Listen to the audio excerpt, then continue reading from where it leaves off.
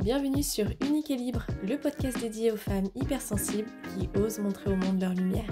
Je suis Jennifer, professeure de yoga, coach et entrepreneur holistique et ma mission est d'aider les femmes hypersensibles à refléter leur vérité, à prendre soin de la puissance de leur corps pour véhiculer leur puissance intérieure, afin de créer une vie d'abondance, d'harmonie et d'épanouissement. Une vie où elles sont libres d'être elles-mêmes et d'exploiter leur plein potentiel. Grâce au yoga, au développement personnel et à différents outils holistiques. Alors c'est parti! Hello Sunshine, j'espère que tu vas bien. Aujourd'hui j'avais envie de te parler de ton cycle menstruel et plus précisément de l'archétype que tu peux incarner juste après tes menstruations. D'ailleurs, tu peux retrouver sur le podcast un épisode entièrement dédié à l'archétype représenté lors de tes lunes, qui est la sorcière ou l'aînée. Je te mets le lien dans les notes de cet épisode. Je t'invite aussi à écouter celui sur le cycle menstruel, surtout si tu n'es pas familière sur le sujet, et ça va te permettre aussi de comprendre en quoi c'est important et quelque part même indispensable de se reconnecter à ta sphère féminine, que tu sois une femme ultra sensible ou non.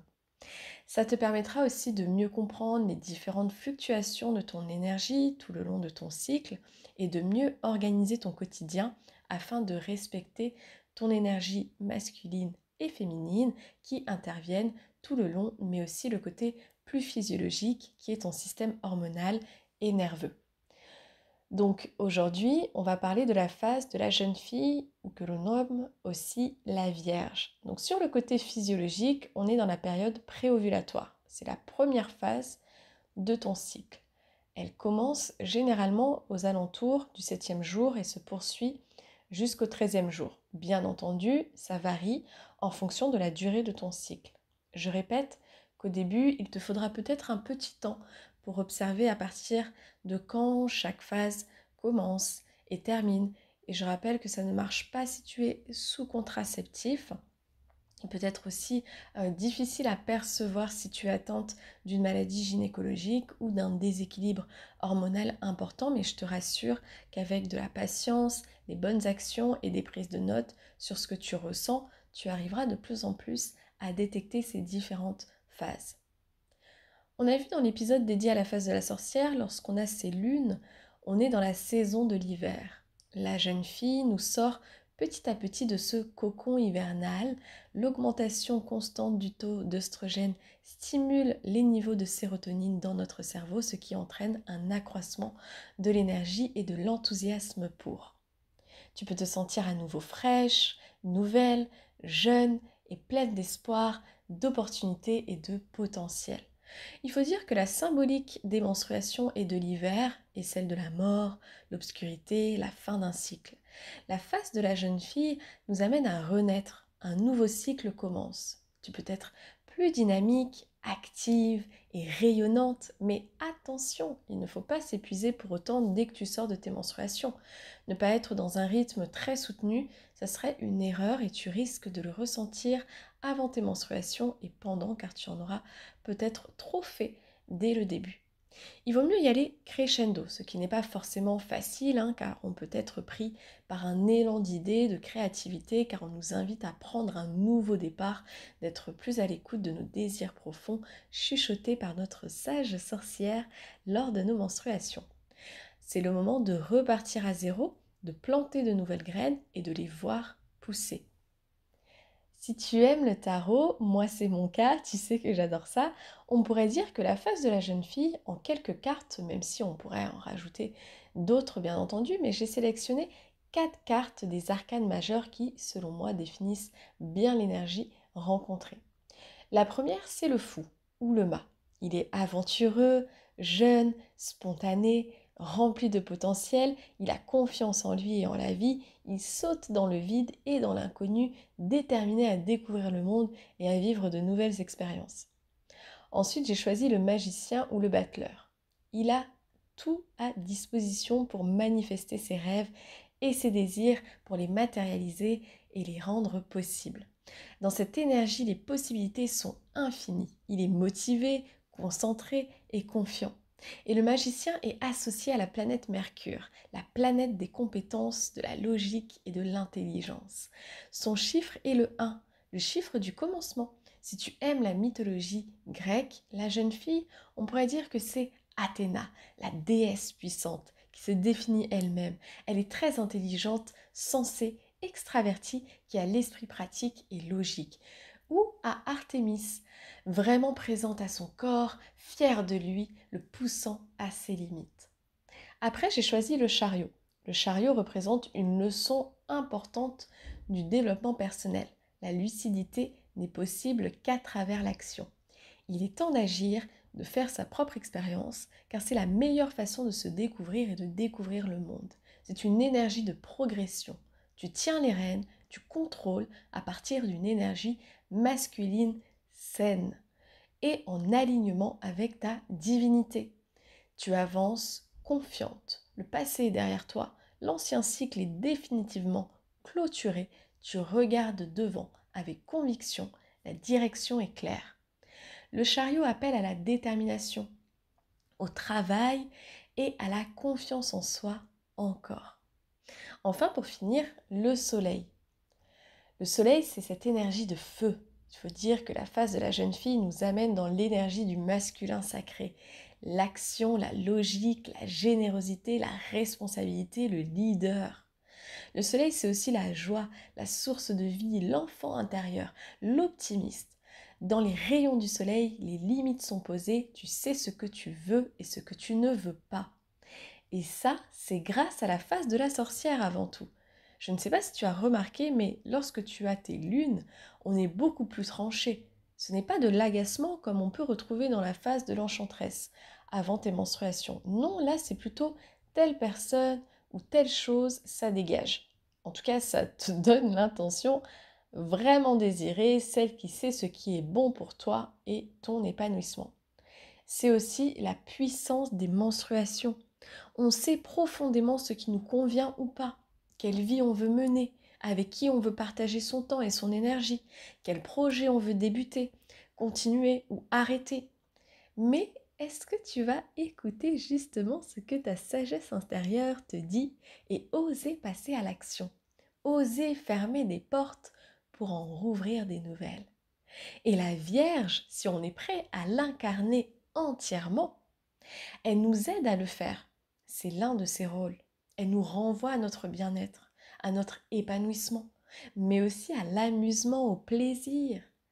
Qu'est-ce qui te procure une joie immense et fait vibrer ton cœur? Alors c'est quoi justement ces super pouvoirs dans cette phase? Tu peux bénéficier d'une bonne mémoire, de logique et d'un raisonnement fiable.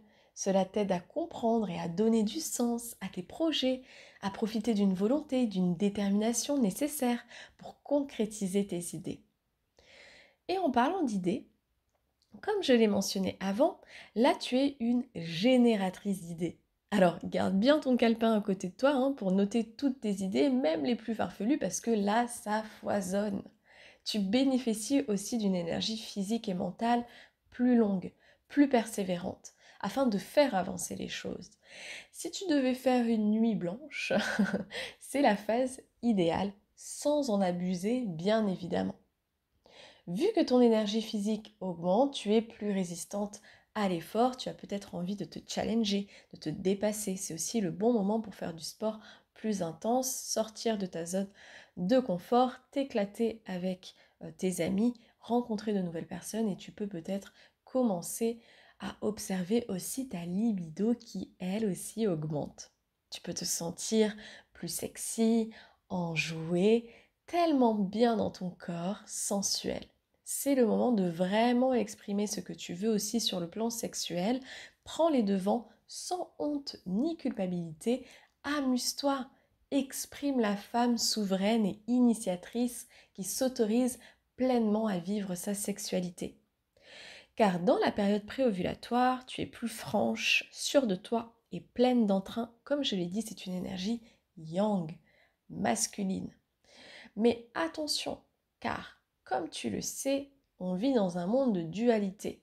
Lorsqu'il y a de la lumière, j'y retrouve aussi l'ombre. Et donc, la Vierge, elle a aussi ses deux côtés. Là, on a vu le côté plus lumineux de ce qu'elle apporte, mais qu'en est-il de l'autre côté? Je t'ai dit avant que déjà si tu allais trop intensément dans le faire, ça risquait de te jouer des tours, car tu voudras faire plusieurs choses en même temps. Mais il n'y a pas seulement ça. Tout problème ou toute question que tu négliges dans cette phase est susceptible de réapparaître au cours de la seconde partie de ton cycle. Le fait que ton taux d'oestrogène augmente, tu es aussi plus tolérante, plus patiente et tu laisses passer plus facilement les choses. Et encore, ça dépend sur quoi, parce que tu peux éprouver une certaine impatience. Mais si tu as tendance à cacher les problèmes sous le tapis, sache qu'ils réémergeront presque toujours pour être vécus dans la deuxième moitié du cycle sous forme de SPM, donc le syndrome prémenstruel, qui peut engendrer des maux. Attention aussi, car tu peux avoir besoin de les choses par toi-même parce que tu es tellement dans cette énergie du je peux tout faire, tout réaliser, que tu peux refuser l'aide extérieure. En fait, tu peux te soucier moins des besoins et des points de vue des autres. Un peu comme une adolescente, tu sais, un peu révoltée, qui veut en faire qu'à sa tête.